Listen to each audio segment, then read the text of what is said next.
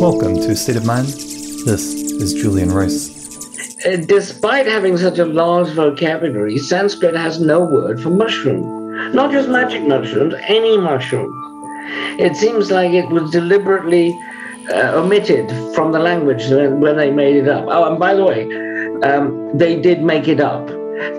Sanskrit is not a natural language. It's a kind of lingua franca constructed from 5 earlier Aryan dialects.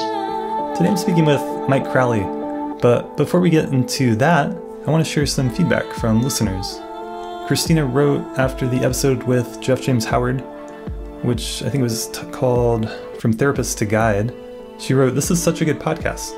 You asked great questions and made good points. Overall, super enjoyable, appreciating the non-fakey authenticity you provide in offering valuable wisdom.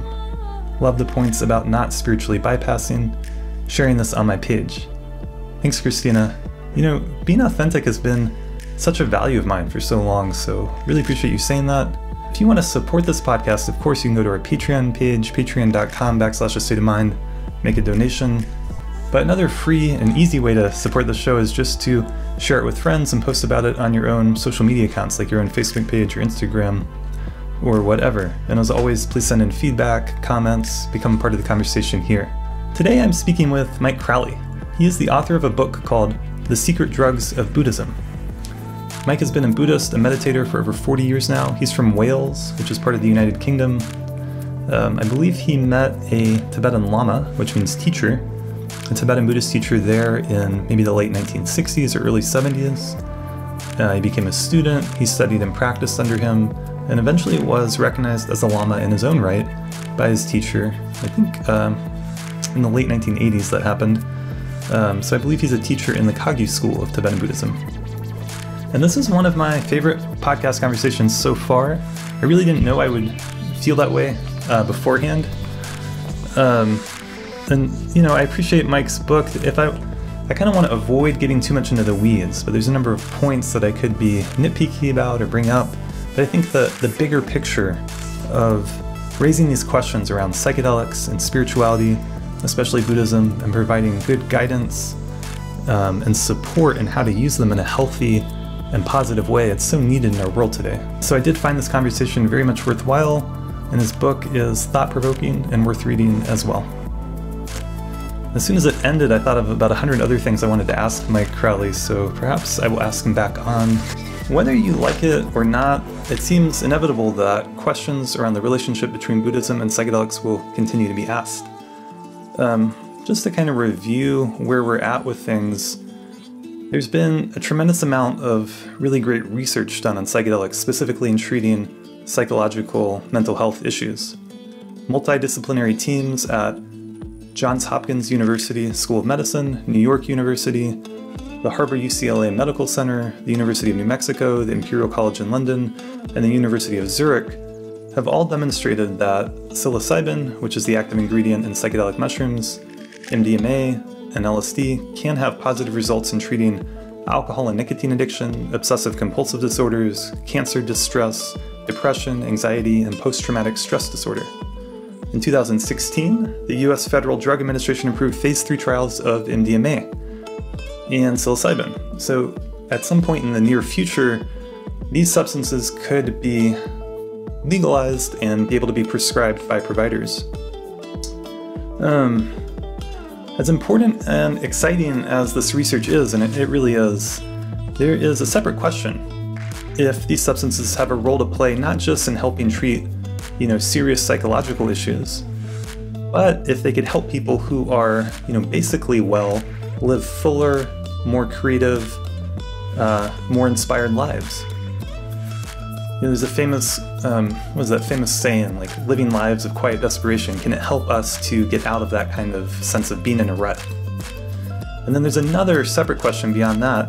What role, if any, can these substances play in one's meditative or spiritual path?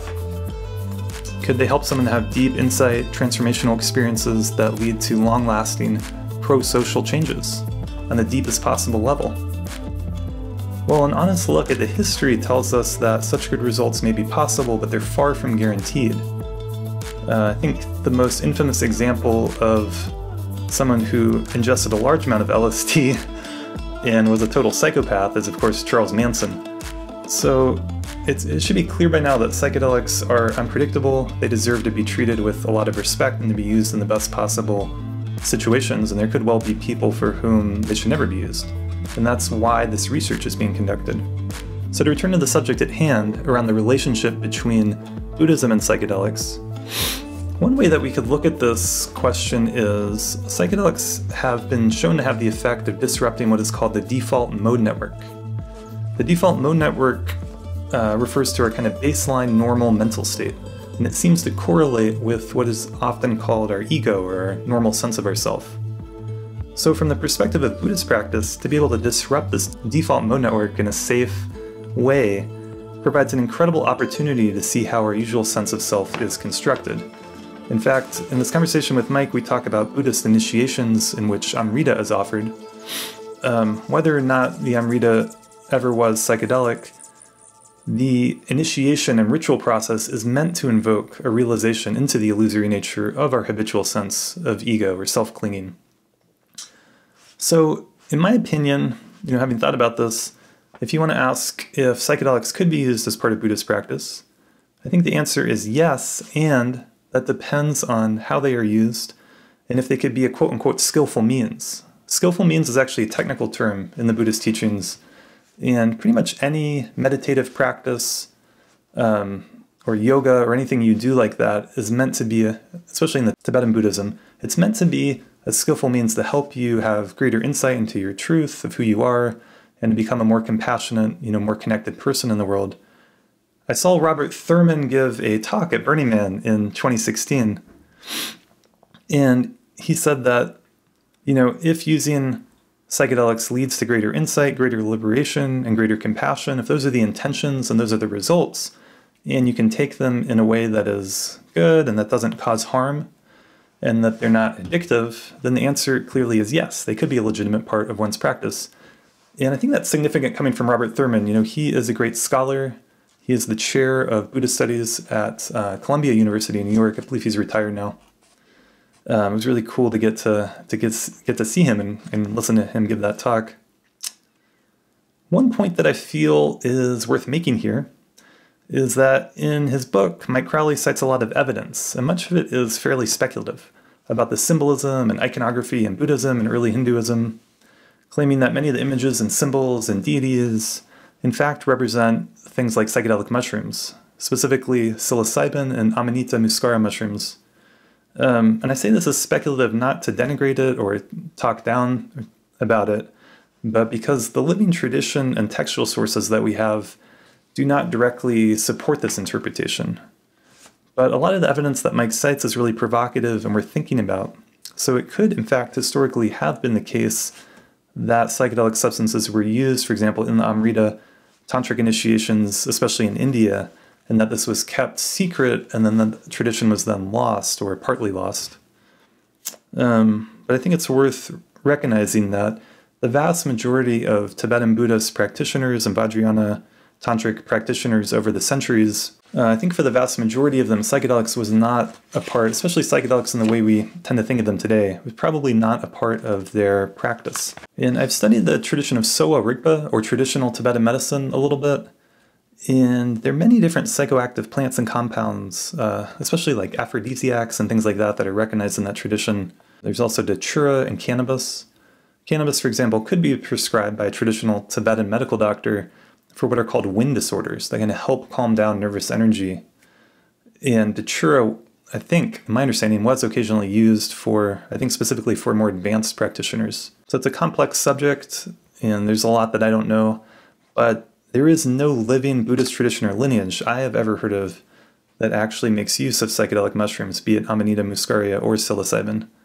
But it's possible that there are some living lineages that do that and have kept it secret. It's also possible that, like Mike believes, they were used historically in the past, especially in India.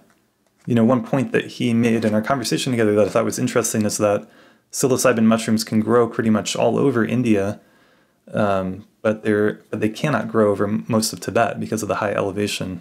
And so if that being the case, it makes sense that that part of the tradition could have been lost.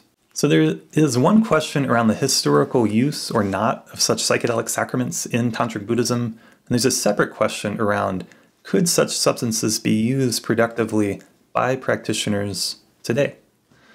All that being said, this was a fascinating conversation, and I'm certainly not alone in thinking that this conversation and questions about Buddhism, spirituality, meditation, and the use or not of psychedelics will continue to evolve and develop. Without further ado, I bring you Mike Crowley.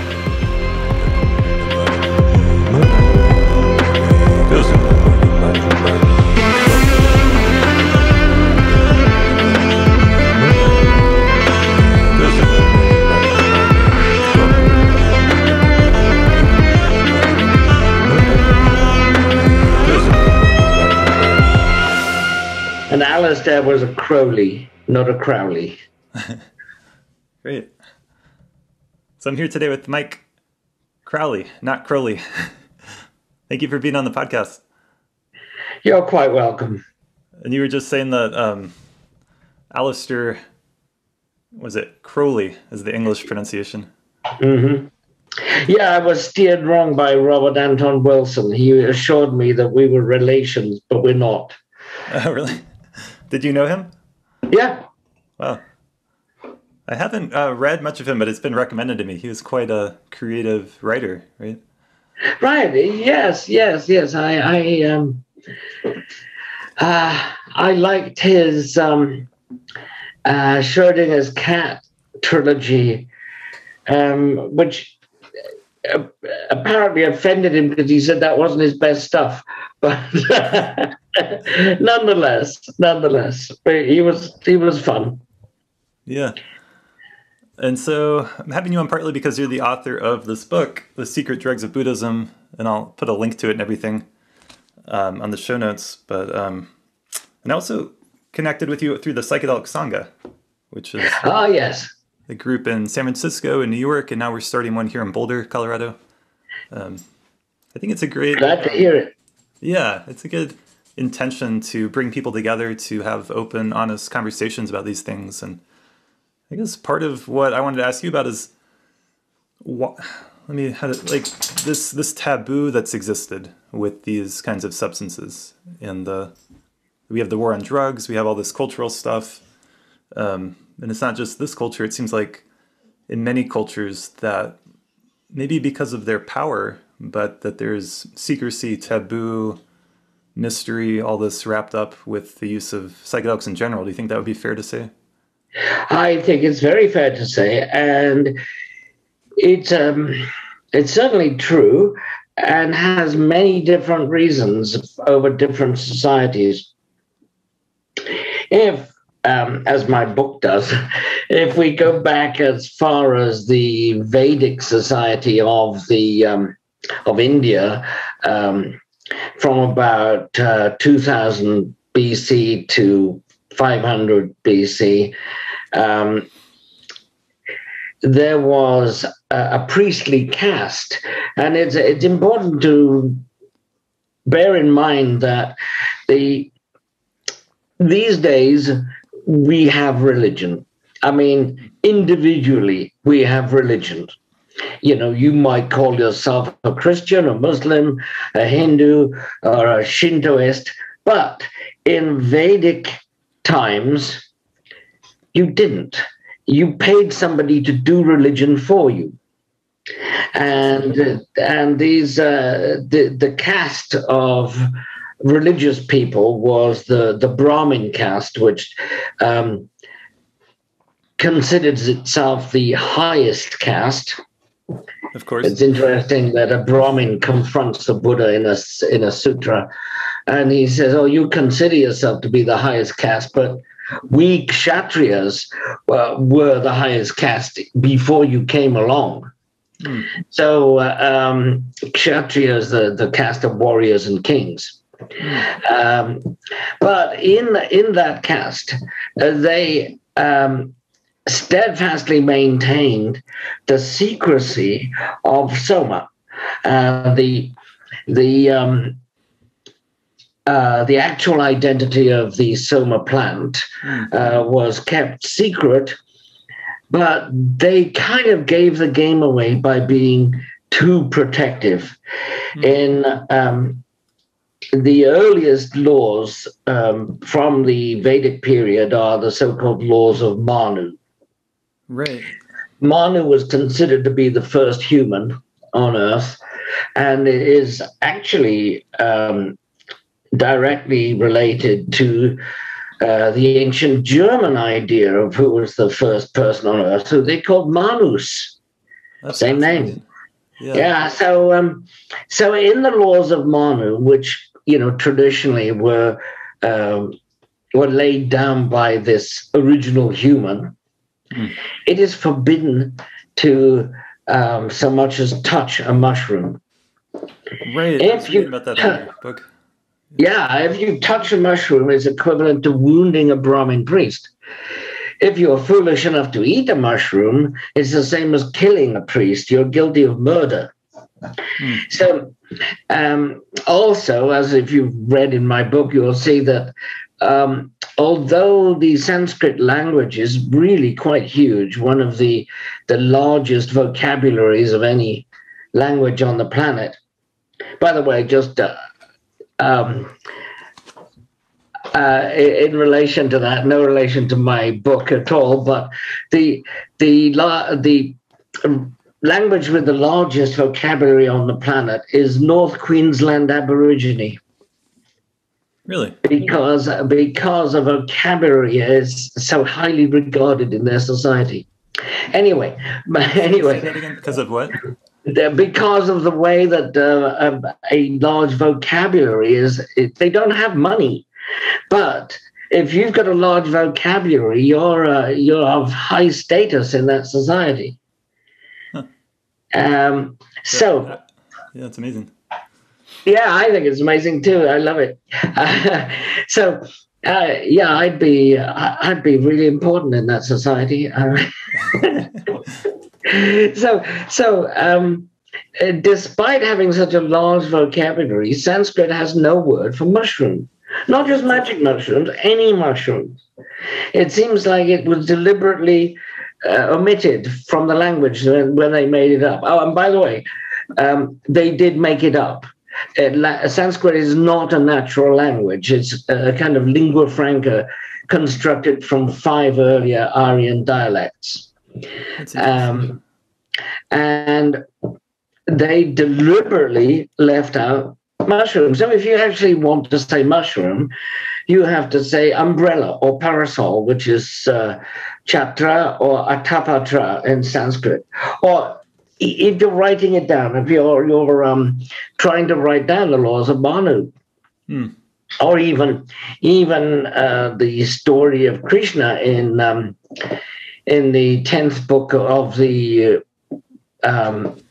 Bhagavan Purana, mushroom is mentioned. That was one of the things I read in your book that really was interesting. I didn't know that at all, that there was no word for mushroom in Sanskrit, and Sanskrit's holy. You could say, I'm sorry, we're crossing. Yeah, it's fine. Just that seems, it does seem very significant that word wouldn't be there. It's a very common thing that grows all over the earth. So right, absolutely. And so you find these literary circumlocutions like uchilindra, which means the sprouting wormy thing. Like you have to go to great lengths not to say mushroom. So that was one kind of prohibition that they wanted to keep these particular mushrooms, and I think it included Amanita muscaria as well as Psilocybe cubensis. The evidence is in the Yajur Veda, which Gordon Wasson didn't consider. He only looked at the Rig Veda, but the later Yajur Veda seems to make it clear when it talks about the kinds of rudras which are scattered over the earth. There are the red rudras and the blue-throated rudras, and the throat and or neck, kanta, is very similar to stem, kanda. So it's a very obvious pun if you read Sanskrit, but otherwise it's obscure. So there was that element of preserving a secret, and then in later times, I think, well, it's still in some manifestations it's preserving the secret, but I think it's also a deeper reason in that once it enters common parlance, you've cheapened it, and you're perhaps depriving it of its transformative nature. It's no longer divine; it's mundane instead. The part of the sacredness of something is sometimes keeping it a little secret or restricted, so it doesn't become commonplace. Exactly that, yes. And then again, we have the drug war in which there was a political reason behind it that had nothing to do with its effects. As Sasha Shogin once said, the psychedelics are like the dolphins caught in the tuna nets of the drug war. Oh, well, yeah. You can be poetic sometimes. So just to flesh this out for listeners a little bit, the Vedas are one of the most, if not the most ancient sacred scriptures that we have, right? And they've been recited by memory for thousands of years. And Soma is central to them. And it's a mystery what it was exactly, but yes, it's a god or a goddess or a substance that was consumed in a ritual manner. It had three distinct meanings: the plant from which the drink was made, the drink itself, and the god, which was the apotheosis of that drink. So we have like the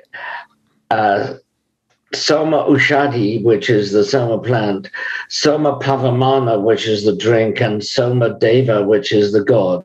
Beautiful, yeah. This kind of caste system you described, which I think it's very articulated in India, but I think there's parallels across wherever we find human societies. There's, like people that specialize in some kind of connection with the divine, and then the more political rulers, and then more farmers or whatever it is. I mean, that's such a typical archetypal human way to construct a society. And so it was certainly a very specifically Indo-European thing. It was definitely laid out that way in ancient Rome. Right. And one thing I've only recently realized is that in many cultures, like Vajrayana, say, or even in the culture of Northern Europe, the Vikings and Anglo-Saxons and so on, the drink seems to be dispensed by women. And it seems to have been a women's subject. And very often the priestesses are armed with a staff.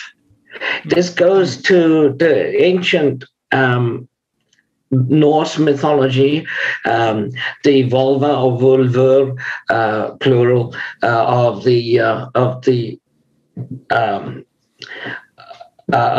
culture with those who dispensed mead, and in North mythology, it's the mead of poetry. In Dionysian rites in Greek, they were Maenads who carried the thyrsos staff. In Vajrayana, they're Datinis who have a katvanga.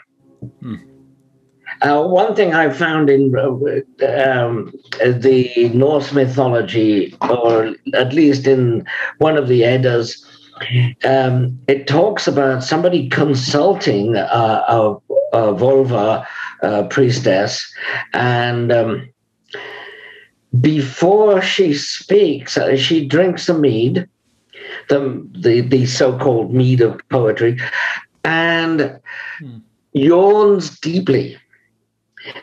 They don't put in many details like this, but yawning is definitely a side effect of psilocybe mushrooms. It's a side effect of psilocybin. Yeah. I appreciate how you notice the details, because they are important when you have such an old story. They're not random, that those are Right and passed on. Right. They didn't write down anything random. They didn't say, oh, the birds were singing at the time. There's nothing like that, unless it was really intrinsic to the narrative. Yeah. Well, you jumped ahead with the dakinis. That was on my list of things to get to. Well, let's leave it till later then. I wanted to ask you, it seems, I'm interested to get your thoughts on this, but it seems like the idea that Soma was a psychedelic sacrament is pretty widely accepted. But then when we get to later Greek and Roman and Christian, and then in the Buddhist world and more modern, like more recent things, it seems much more controversial, and some scholars will, be outraged, and some will be on board with that idea. Do you think it's partly just because Soma is so ancient, or am I? Difficult to say. It could be because it is classified as a drug, and drugs generically have been reviled in this society for at least 100 years. It wasn't so much in Victorian times or even before, because we have such books as Confessions of an Opium Eater by De Quincey, and then there's Fitzhugh Ludlow's account of his adventures with hashish in the United States in the 19th century, and these books weren't vilified, they weren't denounced, they were just accepted as interesting reading. So somehow in this last 100 years, we've had this moralization, this making them into something bad just per se. Mm-hmm. Yeah, it's interesting. I guess part of what I hope to contribute to and what I see happening is this society-wide conversation about how to use these things in good, positive ways, how to not get over the stigma, the racism, the war on drugs, like all those problems, and come to a new dialectic, a new understanding. I'm writing a book on that very subject. Oh, great. Look forward to that. Yeah. And it's going to be in two parts. One part is psychedelics for Buddhists, and the other part is Buddhism for Psychonaughts. Oh, nice. That's perfect, because that's, yeah. Could both use a little bit for each other. Let's see. Well, I guess we'll just see how the conversation goes. I've got some notes. The way I normally converse. Okay. I think, well, you just named something really interesting, so maybe I'll speak to that. Like that here in the modern world, our contemporary world, the Western world, we have like psychonauts. We have people that are interested in exploring their consciousness in different ways, especially psychedelics. And then we also have some people that are, there's a people that are interested in Buddhism, yoga, maybe more traditional forms of spirituality. They're also exploring their consciousness, not necessarily with the use of substances, but there's a common theme I've noticed, especially among like the baby boomer generation of like people who, like your age perhaps, who they took LSD, they took mushrooms, they had some experiences in the 60s or early 70s, and then they got really into meditation, and then they kind of stopped using psychedelics, and they have a kind of stigma against them. And I think that's changing with the new generation of people that, are exploring this. So there was a lot of propaganda against drugs, and people tended to say, oh, no, I just do meditation. And this doesn't seem to have been a problem to, say, the Tibetans, who had a clear tradition of at least psychoactive, but mostly psychedelic usage, especially in the Ngapa tradition, the non-monastic right. lamas, say, and also in the Terma tradition. of discovered texts. And the thing is, it's not always text. Sometimes it's ritual objects, and sometimes it's Amrita pills. So there are various accounts of Tibetans discovering, vases full of pills, as well as like ancient texts and so on. Yeah. I'm particularly fond of the Tibetan known as Pema Lingpa, not least of which because I discovered one of his termas. Oh, wow. So, how did that happen? My ex-wife was an antiques dealer, and I used to go to antiques fairs to help her set up. And after we'd set up her stall, I'd go and have a nose around before the public was let in. And one of the things that I found was an old Bhutanese prayer wheel. And I'm not into prayer wheels, never have been, but I thought it was so beautifully made that I picked it up and had a look at it. And I thought, wait, this isn't heavy enough.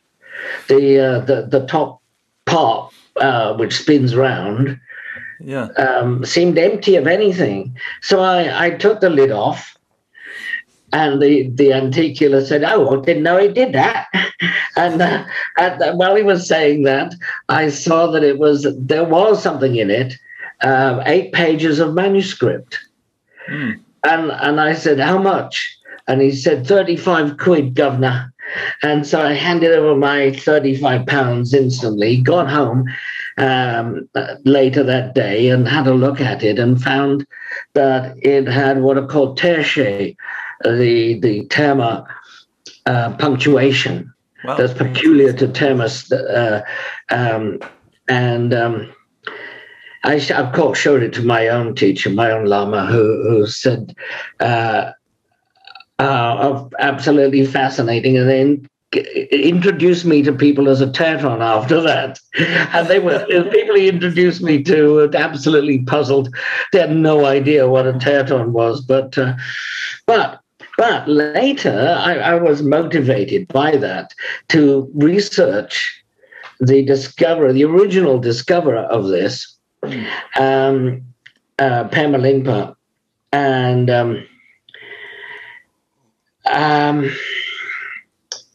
I found that before he started on his career of discovery, he was very poor, lived in a tumble-down shrine in the forests of Bhutan, and went out one day to look for mushrooms to eat, and couldn't find any. He was on his way back home, and he ran into an old ragged Khampa, that is a person from eastern Tibet, from the area called Kham. And the old guy says to him, "What's up? Why are you looking so miserable?" And he says, "Well, I'm hungry and I've been looking for mushrooms and I can't find any." And the ragged old guy says, "What's wrong with those? Right there at your feet." So he goes, oh, didn't see those, and picks them and puts them in his amba, in the pouch made by the tuba, the overcoat.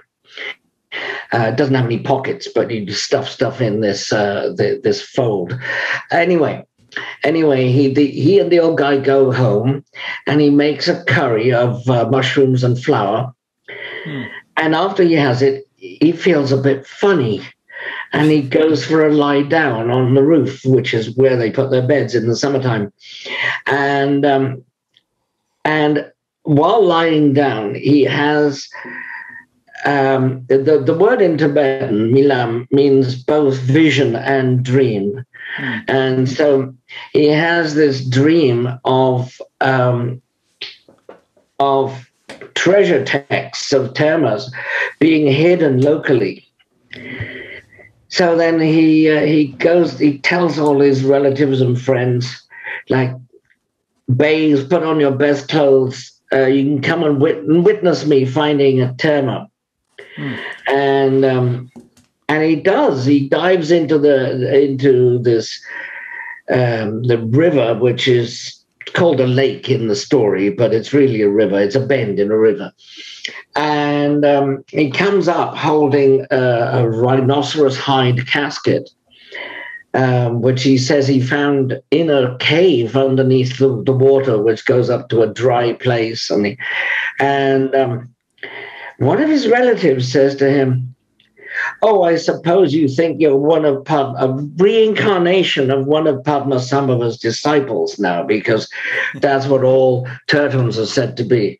And he says, "No, I'm not a reincarnation of anybody. I am a direct student of Padmasambhava. Who do you think that old ragged guy was?" Oh, wow. Because this was 800 years after Padmasambhava was, disappeared. But as he is supposed to have discovered Amrita, the elixir of immortality, he is thought to be around still. Great. Traditionally, he's in Sri Lanka fighting demons. The cannibal demons, right. So Yeah. I'm friends with Sarah Harding, who's a translator who translated about Pema Lingpa, and I'm curious to ask her about this. So you read, like it says in his life story that he ate mushrooms. That's amazing. Yeah. She was a friend of mine actually asked her what she thought about this document which I have, and without seeing it, she said, "Oh, it's obviously a forgery." And that's as far as my friend got. I'd like to know. Yeah. Who forged it? When and why? Because it wasn't somebody asking a vast sum of money for it. I didn't forge it. I just found it. So I would like to speak to her sometime. Okay. There's it's on the colophon. It says it's the Lama Nobujatsu Chilko Lerim, which means the mandala ritual of the guru, who is an ocean of jewels or wish-granting gems. And I've since tried to look it up in a Himalayan library resource. It's some name like that. I can't remember exactly. It's online. Anyway, no such chapter exists in that book, the one online anyway. So I think I may have like the only example of this chapter, but it's something that I keep meaning to investigate further, but I haven't done so far. Yeah. Anyway. So the story you just shared about Pema Lingpa eating the mushrooms was in the text that you found? No, it's in his autobiography, which has 2 translations as far as I know.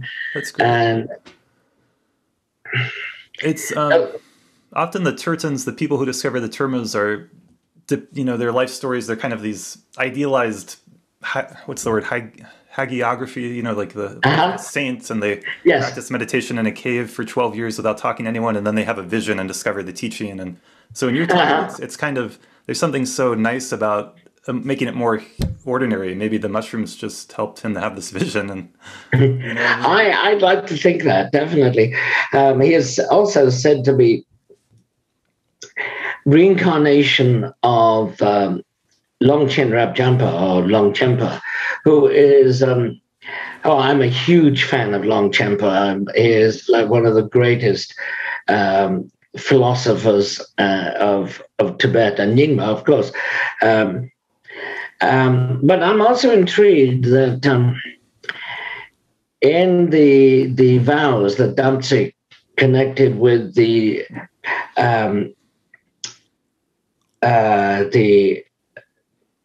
Longchenpa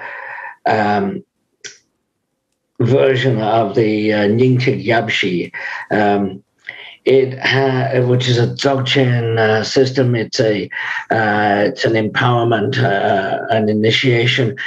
But in that, in the vows which come with it, you're told to not distinguish between pure and impure foods, which may, I don't know, pure speculation, but may refer to mushrooms being considered impure in India at the time.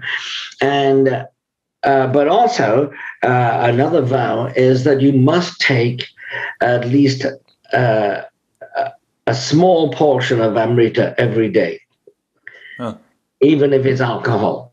Now that even if it's alcohol, kind of demonstrates that it was never an innocuous colored liquid, which is often used as Amrita these days. Right. It was obviously, according to me, obviously something which was psychotropic. Even this is the big thing I wanted to ask you about, and it makes so much sense. But yeah, go ahead. Well, some initiations actually tell you about the physical effects of the Amrita, and they say, at this point, you will feel a burning in your stomach. They're talking about something really physical here, something which has physical effects. Even Chögyam Trungpa Rinpoche, in a quite obscure writing of his for an art exhibition of the art of the Silk Road, which I think was in Minneapolis in the early 1970s. He wrote something about a Vajrayogini shrine, and in doing so describes the process of an initiation, and it seems to be timed to the effects of Amrita. Wow. So at this stage, you will be feeling this. At this stage, you will have this realization, etc.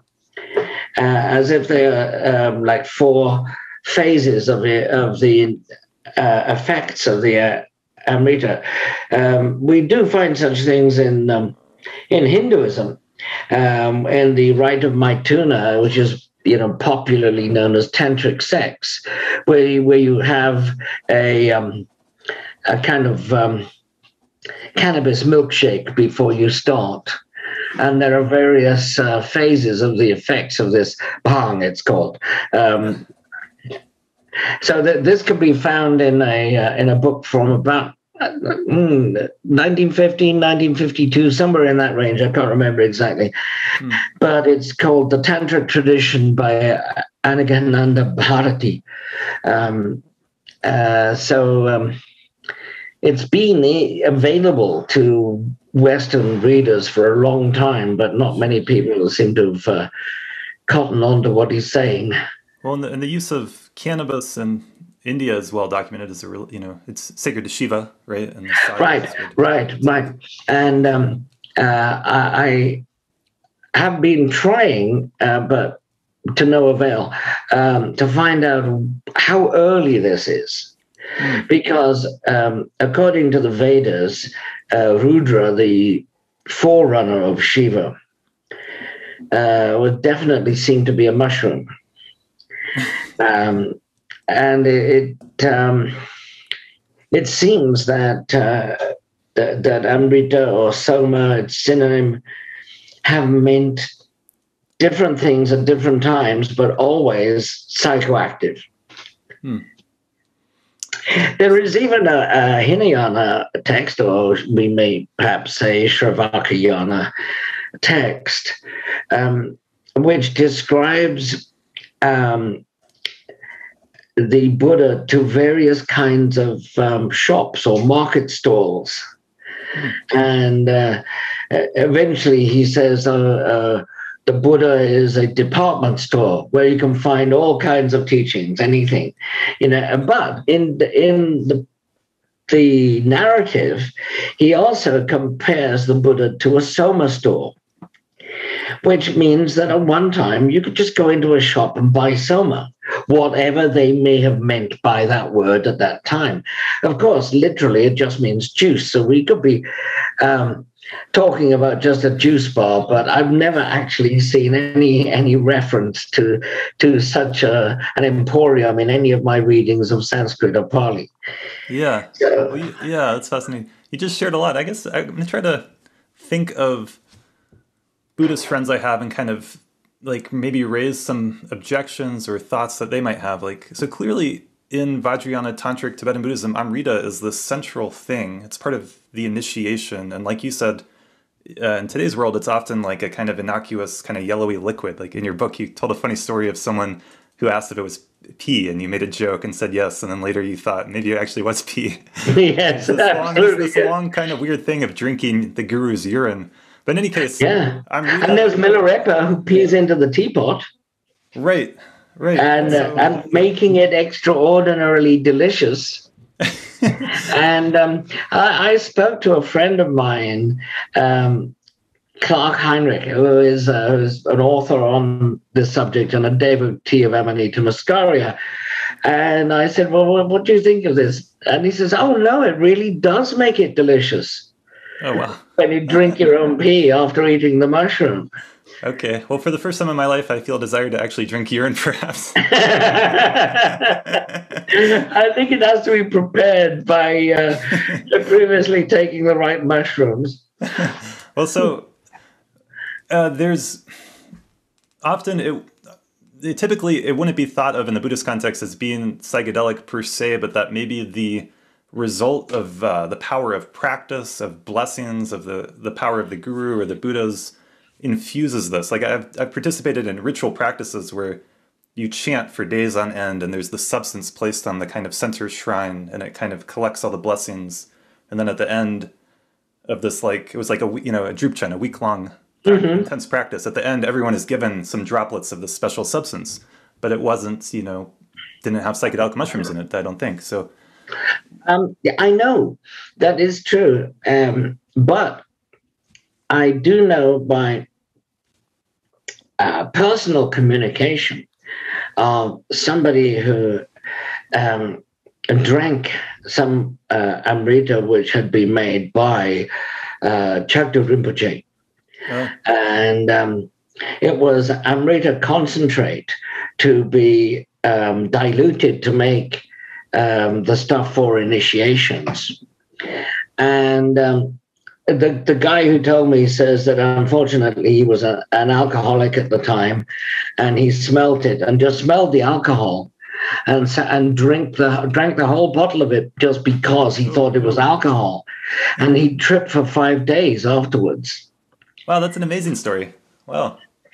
His guru, who was not Chakta Rinpoche, but one of his students said, he was a lama then, he said, whatever visions you have, disregard it. Oh, because he was getting teachings from Dakinis, he said. Oh. There were goddesses giving him teachings, and the lama said, disregard it because you haven't had the right initiations for this yet. That's an amazing story. Thank you for sharing it. I mean, there's some conservatism in the tradition that is frustrating and I kind of struggle with, but I feel a little frustrated when I hear a lama saying to dismiss your experience like that, because maybe that was profound for him. Well, I'm with you entirely. Yeah. I'm also noticed that in the first book written in Tibet about the Tantras, which is a Sakya text, it says not only is Vajrayana secret, there are 7 levels of secrecy. So maybe we have an empowerment, and we think it's a full empowerment with the Wang, Lung, and tree, but in the tree they may be only revealing the first level of secrecy and not the whole thing. My own teacher told me of one of his predecessors in his monastery in eastern Tibet, who predicted that he was going to die on a certain day, and in the intervening period walked around in the town telling random passers-by the most profound secrets.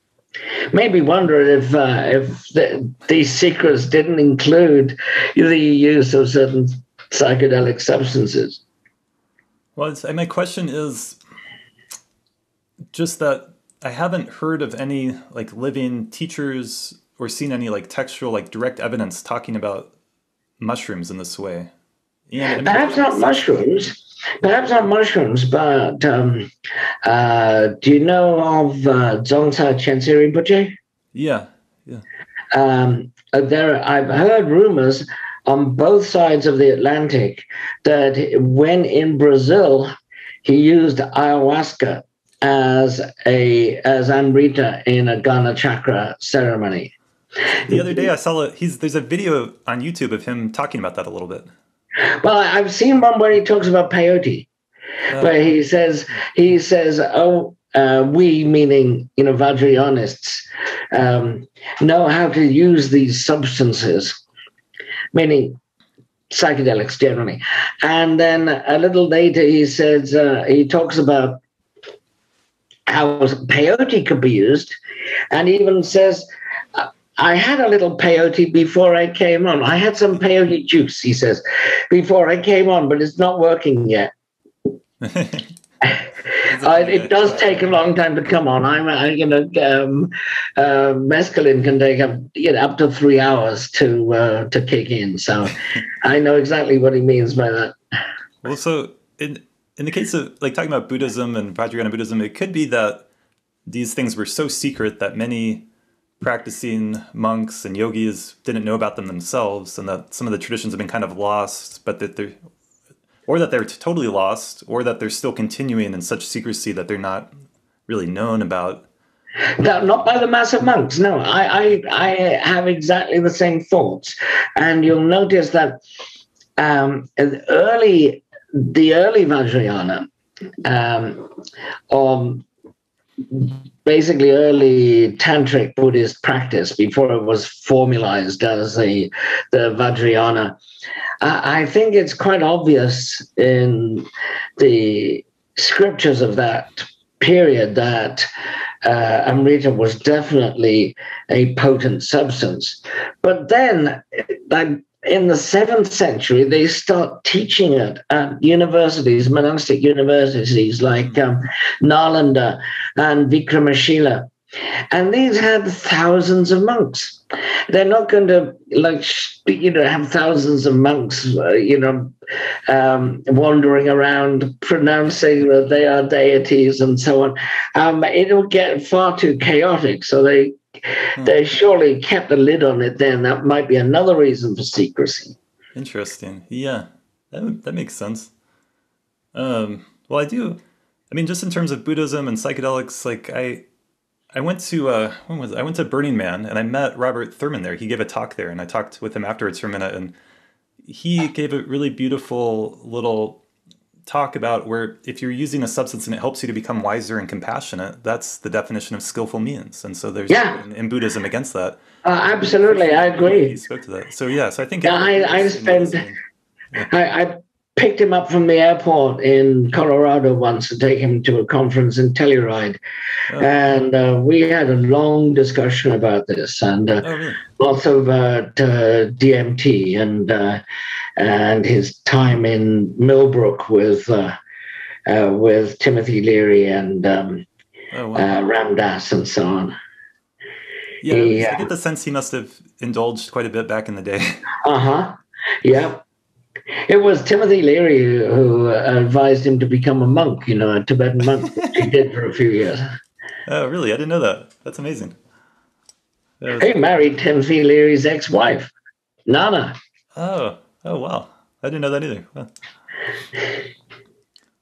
So, there's, for better or worse, there's a clear connection with psychedelics and Buddhism in America. And those stories illustrate it right there. Timothy Leary bringing out the Tibetan Book of the Dead, 4 Psychonaughts, 4 LSD journeys. And now, it's funny that he thought it was coincidentally a good description of a psychedelic trip. And I've come to the belief that it was written as a guidebook for tripping. Now, I spoke to Ralph Metzner about this, who was one of the co-authors of the Psychedelic Experience, which was their version of the Bardo Turtle. And he said, I said, does it really mimic a trip? And he said, well, yes, but it's in the wrong order.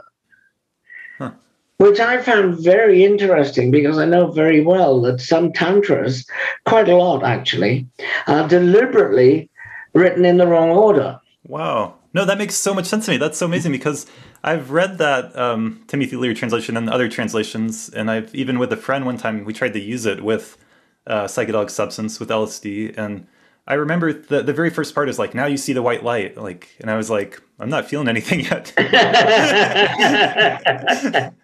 that was like the very beginning. So that's interesting. And have you heard the acronym DIED, died? I think so. Is that the... It stands for drug-induced experience of death. Yes. Yeah. Yeah. There's some scientific papers that are using that, right? Right. Yeah. And I've found that to be quite true. I mean, I've guided many trips, and it's not unusual for people to ask me, am I dead? Have I died?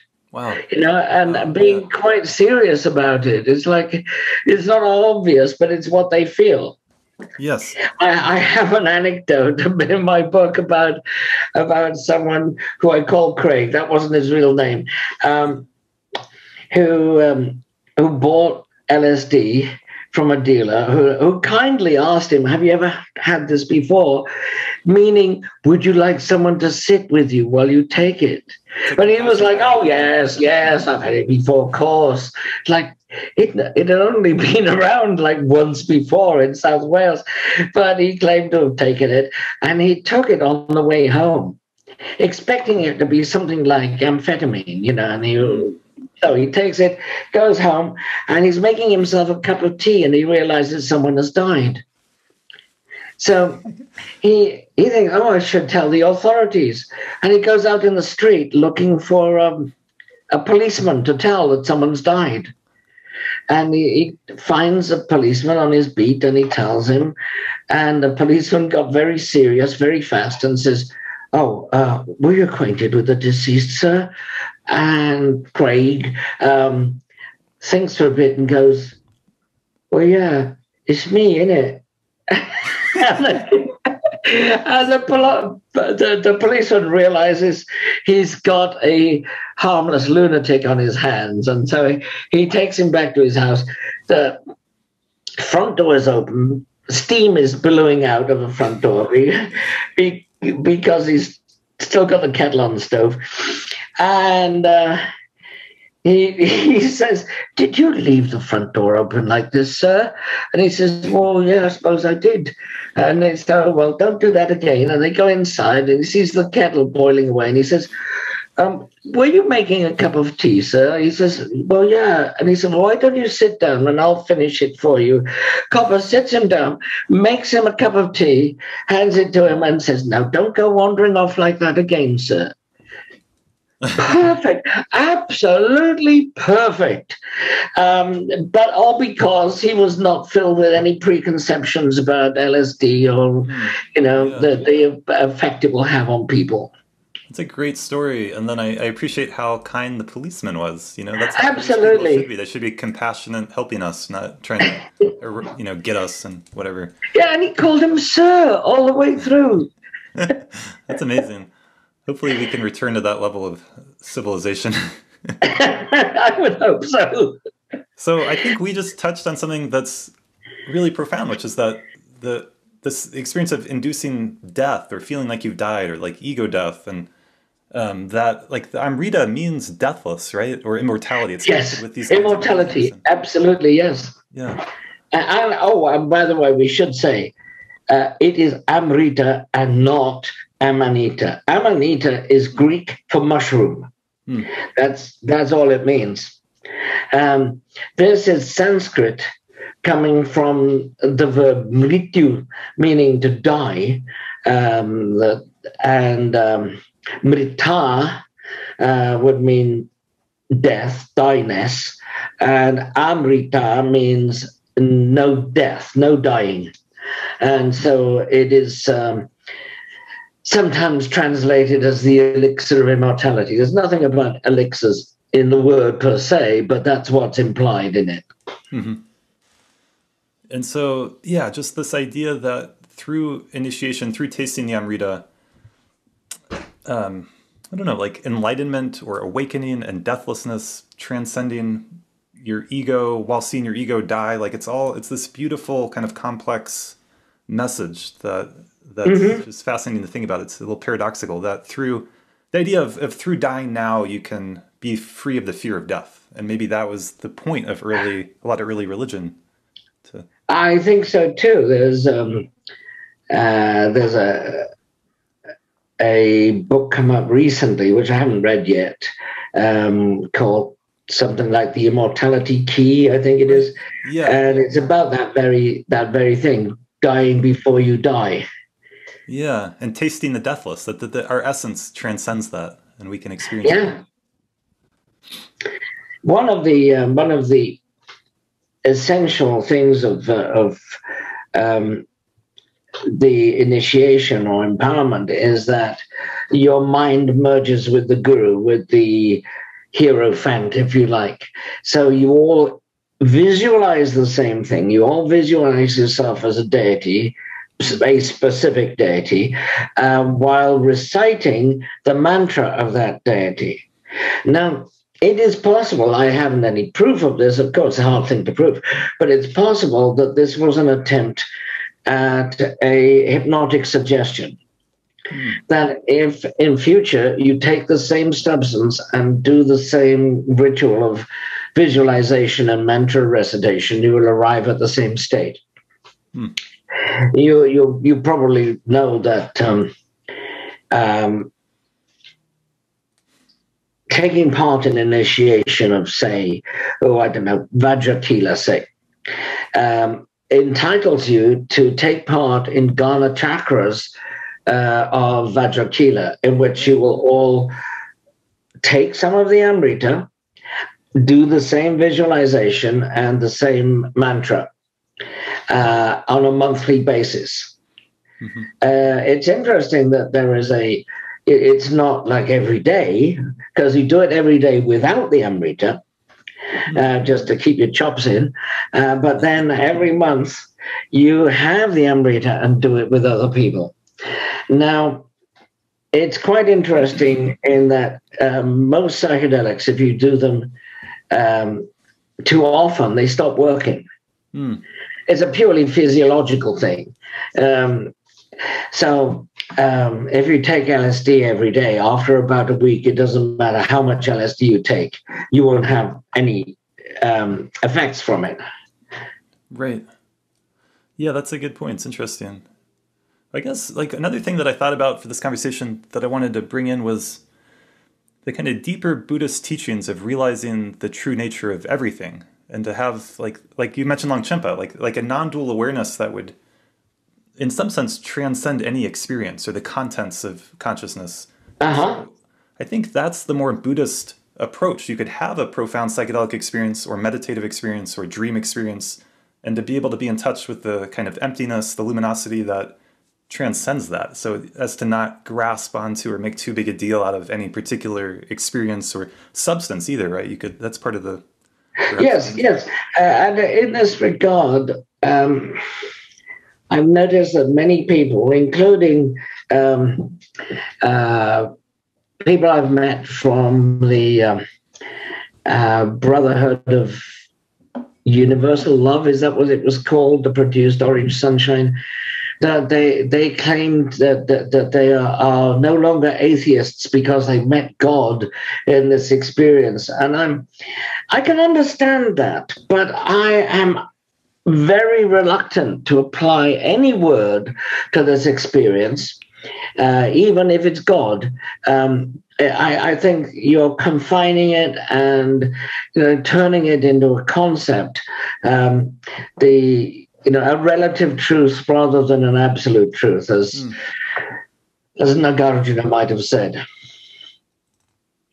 Right, and that there's this pure awareness that we could touch into at any point in time. It doesn't depend. We don't need to depend on a particular ritual or a particular... Well, as expressed in the third turning of the wheel, this is not an experience that we have. It's not something adventitious that we can grasp at. This is the nature of our own being. Our own innermost nature is the Buddha nature. And so when we fully understand ourselves, we fully understand our experience of the universe, and find that it's all voidness. Anyway, that's an interesting thing, voidness. Shunyata.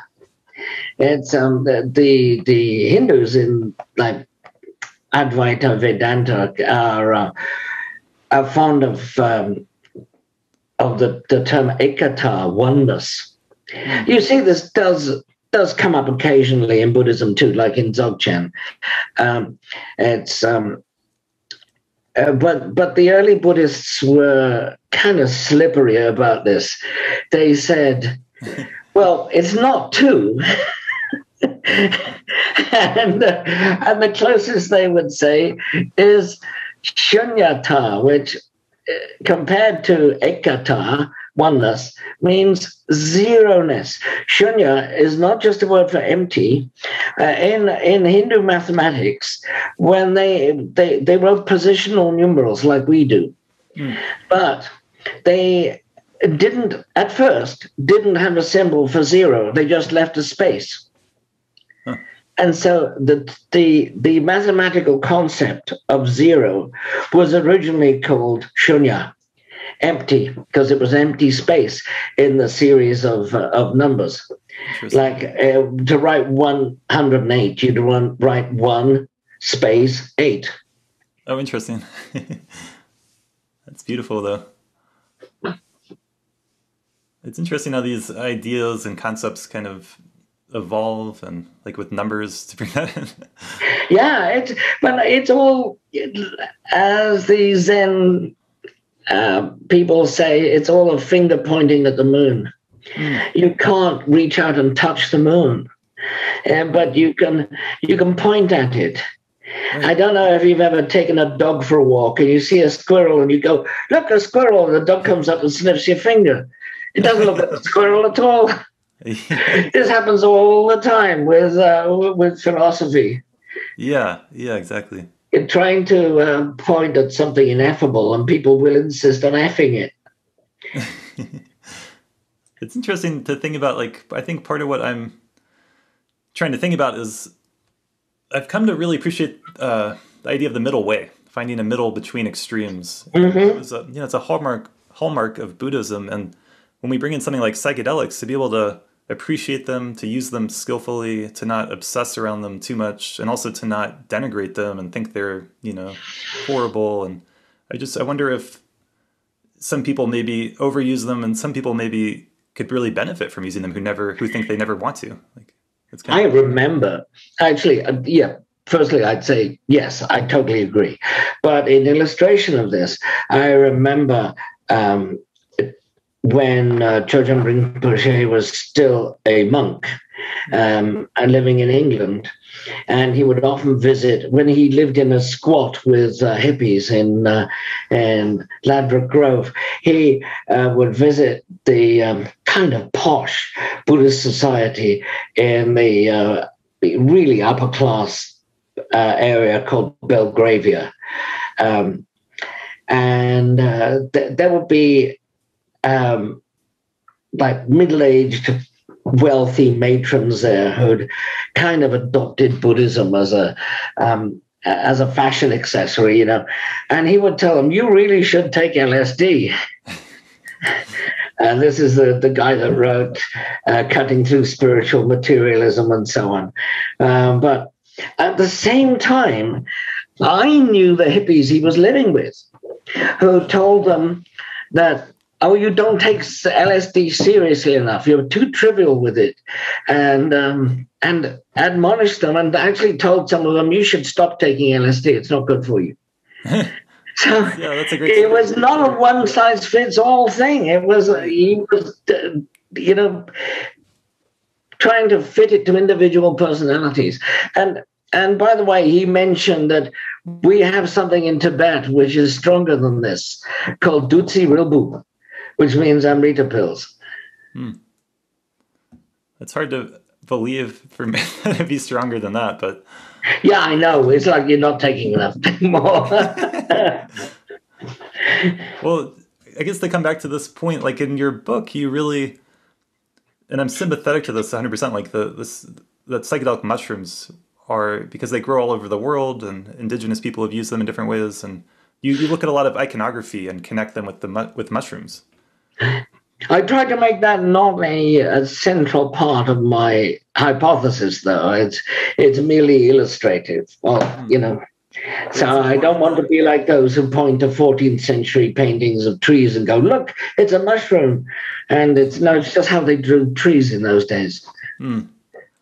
You do make a lot of really interesting points in looking at the symbolism and how weird some of the tantric symbolism is, and hard to understand, and a lot of connections, like the blue throat of Shiva, and then Avalokiteshvara, and the parasol, and the 1,000-armed deities that look, so amazing. They really do look like a mushroom. I mean, it's hard to. Yeah, that's true. It's true. But there are also things like Vajrabhairava. Like Vajra as a prefix generally meant Buddhist. So he was the Buddhist Bhairava. Bhairava was a god who was like absorbed by Shiva as a form of Shiva. And to me, as Shiva seems to have originally been a form or an apotheosis of the mushroom, this is saying this is another mushroom. Now, the weird thing about Vajrabhairava, which doesn't seem to fit into Buddhism at all, and was actually a cause for some Tibetans rejecting the introduction of Vajrabhairava, is that he has a water buffalo's head. If you look at the standard exegesis of this and say, why does he have a water buffalo's head? It's because, the two horns represent the two truths, absolute and relative truth. I'm exasperated by this. Isn't there any other way that you could express this symbolically? Just buffalo's horns. That's the only way? Why not, 2 ears or 2 eyes or any other pair of things? So I am kind of skeptical, or extremely skeptical of that explanation. What I find more satisfying is that there is a small and extremely potent mushroom called Panaeolus cambogeniensis, and it has one substrate only, buffalo dung. It will only grow on water buffalo dung, nowhere else. So I think that Vajrabhairava actually represents that mushroom. Interesting. Yeah. Well, do you think that these mushrooms were used, psychedelic mushrooms were used like in Indian Tantra, Buddhist Tantra? Oh, yes.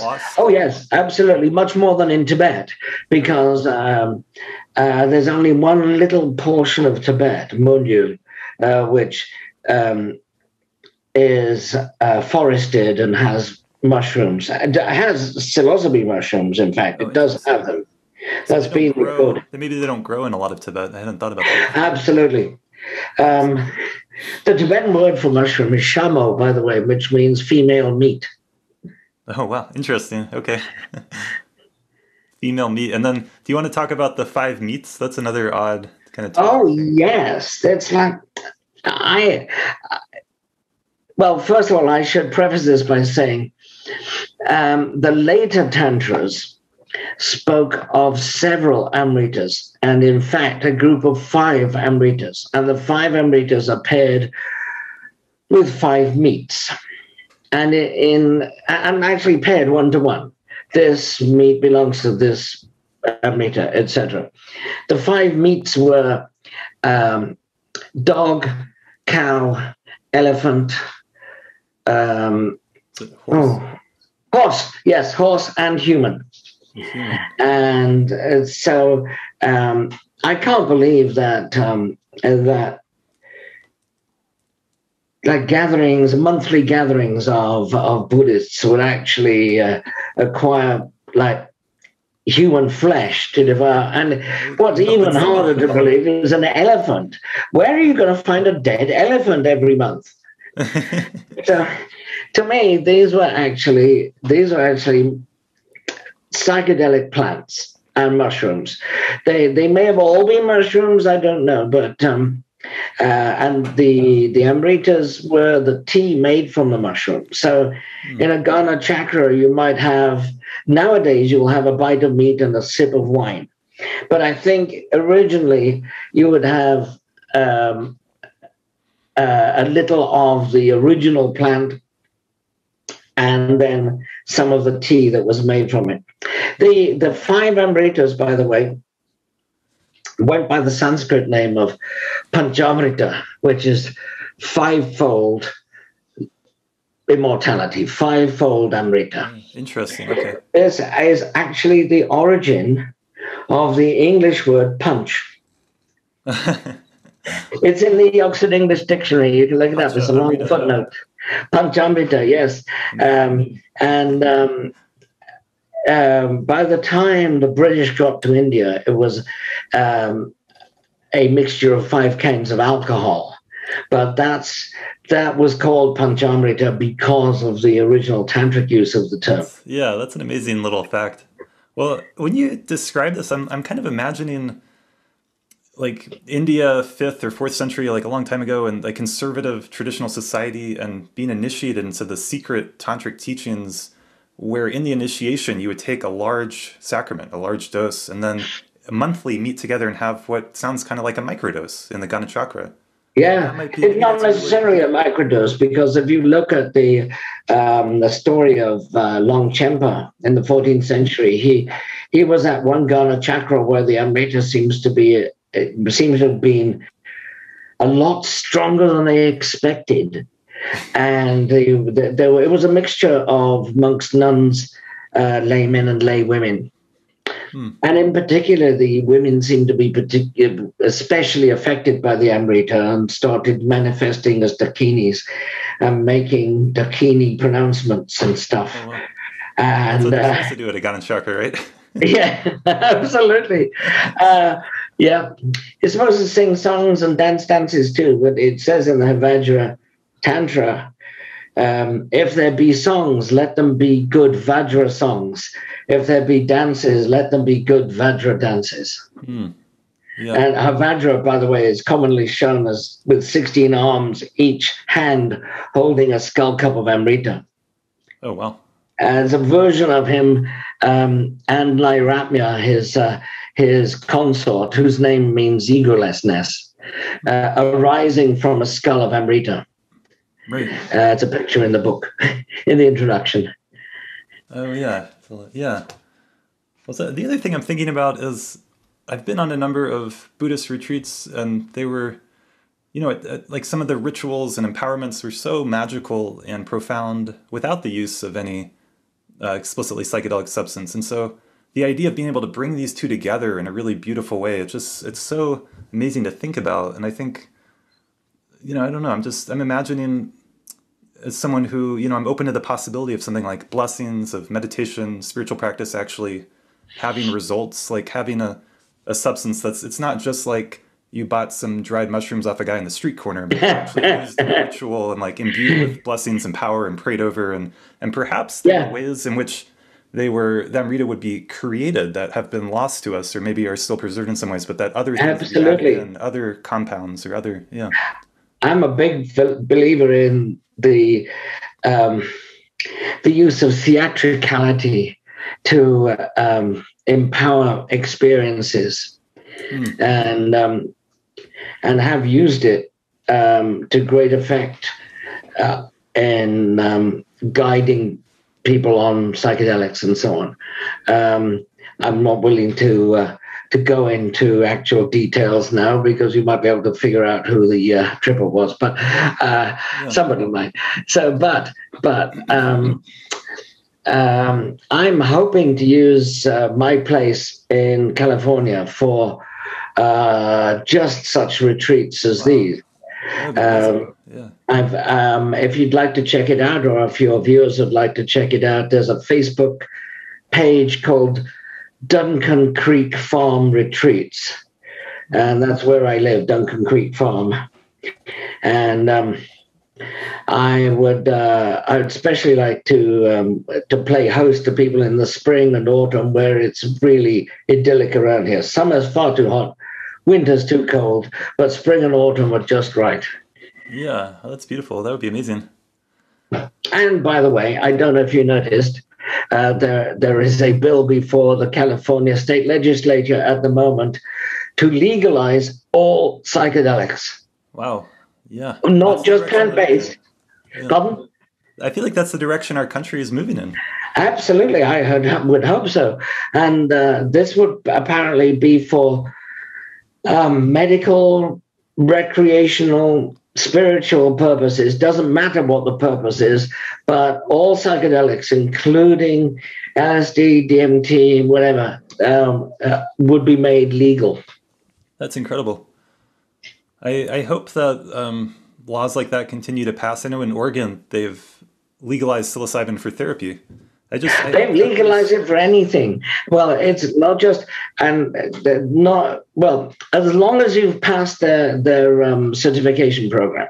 Guides have got to take a 6-week series of instructional lectures and so on. And then you get your... Right? Oh, absolutely. I think it's wonderful. And I think there should be what we need to create also is like you use the word guide, like some kind of way of doing this, and that's good, that's helpful, and like to have some accountability so that yes. Oh, absolutely. Yes, definitely accountability. And I'm personally, and have been for ages, very much in the of the opinion that there should be 2 guides, at least 2 guides, preferably a man and a woman, so that people are discouraged from projection. I don't want people to project their feelings toward their father onto me, or sexual feelings or anything. That's why I think it's best to have a man and a woman guiding and co-guiding. Yeah. Also, I don't want people to project ideas of spiritual power or whatever onto me. I want them to realize what they have within themselves. Also, there is a tendency to see these substances as medically useful. Well, they are, but I think the role of the guide is to say, yes, but there's more. And, I had such a great revelation. Yes, but there's also more. And so it's not so much the altered states of consciousness that we're looking at, but to look beyond that, to see consciousness itself. Not just the movie that's on the screen, but to become aware that there is a screen and to focus on the screen itself. Nice. Yeah, great analogy. Yeah. That's beautiful. I think the idea of 2 guides is good because people could feel more safe and... It also reduces the risk of the guide being manipulative or intrusive. And in that regard, I would like to say that I'm extremely dismayed by stories of sexual exploitation by lamas. Now, for naming that, you're supposed to, if you truly incorporate the notion of bodhicitta, of basically putting other people's needs before your own, then you will never do this. But it just tells me that they are lamas in name only, who have never actually fully incorporated the ideas of universal love, universal compassion, and so on into their own being, their own personality. Because what they are demonstrating is that they are still enslaved by these instincts, if you like. And I think the whole point of this is to be able to go beyond our personal instincts, our personal gratification. Beautiful. Yeah. Yeah. I mean, I'm here in Boulder, Colorado, which is kind of a center for Shambhala Buddhism, and they've had a terrible scandal with the leader, and it's had a lot of fallout, and a lot of people are really hurt. Well, people will reject the whole notion of Buddhism and the whole raft of things because of one person who's poisoned the well. Yeah, it's a good point. And I mean, just in the context we're talking about, you might be listening to this and you might think psychedelics are dangerous. There's a lot of potential for abuse, and then the reality is there's already these abusive situations happening without them. And so like, it's not necessarily that's a reason to stigmatize that, because they can be abused and there is potential for danger, and they should be used responsibly and everything we're talking about. I mean, I think this is just a bigger issue of power, of organizations, of it's hard for people to have trust in any kind of organization or authority or anything. And Vajrayana Buddhism is interesting because it has on the one hand, such a hierarchical structure with the lama or guru at the top. And on the other hand, it's a kind of anti-authoritarian sentiment that's right there throughout the whole tradition of people kind of antinomia and kind of doing things differently, kind of challenging the status quo. It kind of has both. There's a certain degree of antinomianism in the Mahayoga Tantras, which is easily explained in terms of psychedelics too. But there's something on this in the book, actually. I do write on this in the book. For instance, in the Panchasila, the 5 vows, which many Buddhists take along with the refuge, when they become Buddhists, they can take like 0 to 5 of these vows. And the vows are not to kill, not to steal, not to lie, not to commit sexual improprieties, and not to drink alcohol. Sometimes this is extended to not to take drugs. Now, the Mahayoga Tantra version of this is murder. It's not do not kill, it's kill people. It's talking about the death of ego. Right. You've got to kill your own ego. And it goes on to, for instance, instead of saying do not commit sexual improprieties, it says you must only have sex with your grandmother, your mother, or your sister and your daughter. Jeez. Now, in the commentaries, it says, your sister is someone with the same initiation as you. Your daughter is someone who you've initiated yourself. Your mother is the guru's wife. Your grandmother is the wife of the guru who initiated him, and so on. So it completely reinterprets all these fundamental vows. But what does it say about alcohol? Does it say you must drink alcohol? No. It says you must drink urine and eat feces. Oh, wow. Why? Why these two? Because drinking urine is a way of taking Amanita muscaria, and psilocybe cubensis grows out of cow shit. It seems to be coterminous or co-extensive with the cow shit. It's part of the cow shit. So I think when it says, basically says you must take drugs, it actually tells you which 2 drugs. Right. It's very, if that's true, that's very specific. It's also kind of shocking people, like telling them the opposite. Oh, absolutely. Absolutely. I think one of the reasons that tantras are written symbolically and so on is that they want people to just slam the book shut and say, I'm not reading that, Because a lot of you know, say, let's start from the suttas in Hinayana. This did I once hear. The Buddha was dwelling in such and such a place, along with these arhats. In the Mahayana Sutras, the Buddha was dwelling in such and such a possibly mythical location, in the company of these mahasattvas, bodhisattvas, mahabodhisattvas, and gods and alien beings and what have you. And they were asked this question. And the Tantras keep the same format, but they go, thus did I once hear, the Buddha so-and-so, a specific Vajrayana Buddha, was dwelling in the vagina of this goddess, and such happened. It's like, Bhaga, Bhaga is vagina, womb, and so on. It's also said to be why women embody shunyata, emptiness. Right. That's the tantric reason.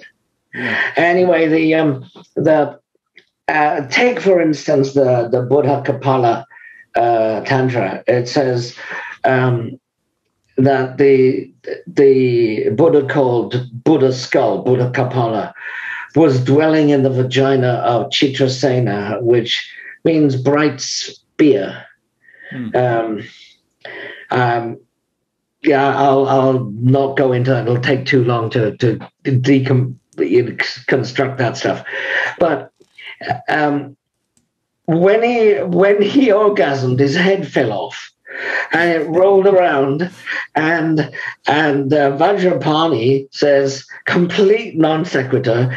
He says, how do we enlighten truly stupid people? And the scroll comes out of the Buddha's mouth, and when they read it, even the Nagas in subterranean realms sweat. Now, this apparently means it's complete nonsense to anyone who is not clued into the secret meanings of these words, and also it seems to be implying that that there is something which will enlighten people no matter how dim they may be, which is some kind of psychedelic. Right. And sweating, of course, is a side effect of Amanita muscaria. Interesting. Yeah, I was talking with a friend who he's also a translator and a longtime Buddhist, and he kind of had the opinion of psychedelics are part of the tradition, but they could be offered to people who are like lesser practitioners who weren't able to like really meditate without their help or something like that. It's like, okay, that's my opinion. It's one opinion. I'd like to see evidence for that supporting. Yeah, if what you're talking about is, I mean, it's not. Yeah, this is a different way to look at it, where it's like a key part of an initiation. Well, it does seem to be absolutely key to Vajrayana. As I see it, Vajrayana is Mahayana with psychedelics. Oh, yeah. I mean, look at the imagery. I mean, it makes so much sense on an intuitive level for me. I think another interesting thing to think about that is that people report over and over again having a psychedelic experience and having visions or seeing in their imagination, in their mind's eye, things like Shiva or Vishnu or Buddhist deities or the mandalas, Padmasambhava, whatever it is. And I really think there's something to that. And I don't think it necessarily means that all that imagery came from psychedelics, but that maybe it's a dimension or a part of reality that's unveiled. It's somehow connected maybe with the collective consciousness, or anyway, that maybe psychedelics open up a door to an experience. Maybe there are other ways to get there. Maybe through meditation you could have similar experiences, but that these images are something, they're not just random. They're not just made up by someone. There's something more than that. So, yes, I'm kind of torn between. It's not in Vajrayana particularly. It's rarely this or that, but both this and that. So there are these polysemic symbols which have various layers of meaning. But it's either we have on the one hand an eruption from the collective unconscious or something of that kind, and on the other hand, a deity could just have enough hands to hold all the attributes, you know. More practical. Yeah. There's something about like the idea of the mandala and like a kind of ordering your mind. Like if you're visualizing that, meditating on it, like just like the sense of the four directions, the sense of situating yourself in time and place, and like kind of a way in which it can help your mind relax, perhaps something like that. And it's it's also a sense of being secure, as well as arranging all possible mental constructions to have a part in the mandala. Like whatever you think, whatever you conceive of, it's there in the mandala. It's I don't know if you're aware of the Kala Chakra mandala, which is on 9 levels, and it has deities which represent every possible concept or feeling or whatever. Like, for instance, there's a pair of deities in Yabyom, in sexual union. One is itching, and the other is the urge to scratch. Nice. Okay. So it's got everything covered. Everything you can think of is part of that mandala. So it's very big, right? It's huge. Yeah, it has 972 deities or something. It's that's an approximate number. I know it's somewhere around there. Yeah, that's amazing. Like a way of ordering or organizing our mind, almost, or seeing things. Absolutely. And a way of transforming the mind too. It's seen as a way of sublimation or transformation of the mind. Even the most mundane parts of the mind are divine. Right. And that's one of the things about Tantric and Vajrayana teachings that I always loved and resonated with, and that I feel like that everything can be sacred, right? Everything can be pure. And nothing is suppressed. In like basic Buddhism, you have an urge and you suppress it. In Mahayana Buddhism, you see that it's void. You see the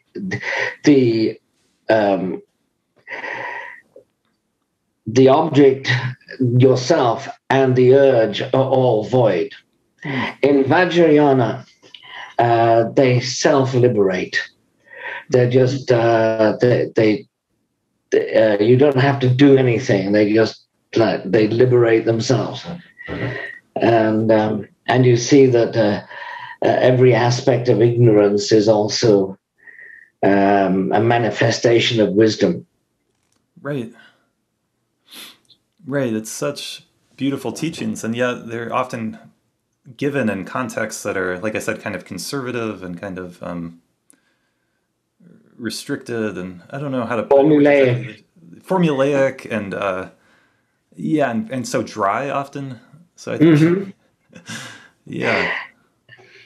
Yes, I agree with you that sometimes an initiation is truly magical and just sparkling with the energy which is being transmitted.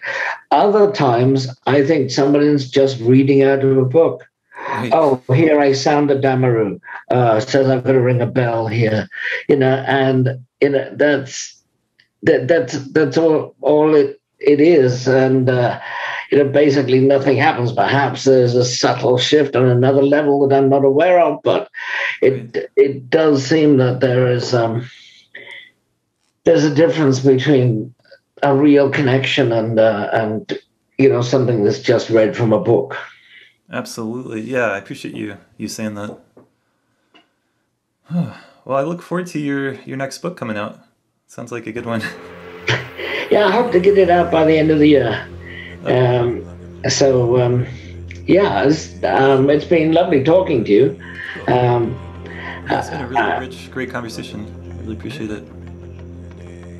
And I would urge people to remember, look up Duncan Creek Farm Retreats. Thank you so much for listening. If you have found this podcast valuable, there are many ways in which you can support it. You can share it with friends and on your social media. You can leave us a review on your favorite podcast listening app. And you can visit our Patreon page, patreon.com/astateofmind. For show notes and more information unique to each episode, visit astateofmindplay.com. And to learn more about my work as a therapist, meditation teacher, and coach, visit julianocean.us. And please don't hesitate to send me a message or email and let me know what you think and contribute to our conversation. Thank you so much for your support. It is listeners like you that make all this so very much worthwhile. This podcast is for informational purposes only. The statements and views expressed on this podcast are not medical advice. Opinions of guests are their own, and this podcast is not responsible for nor endorses their statements. This podcast is not advocating the use or not of any controlled substances. If you have a medical condition, please consult a licensed physician.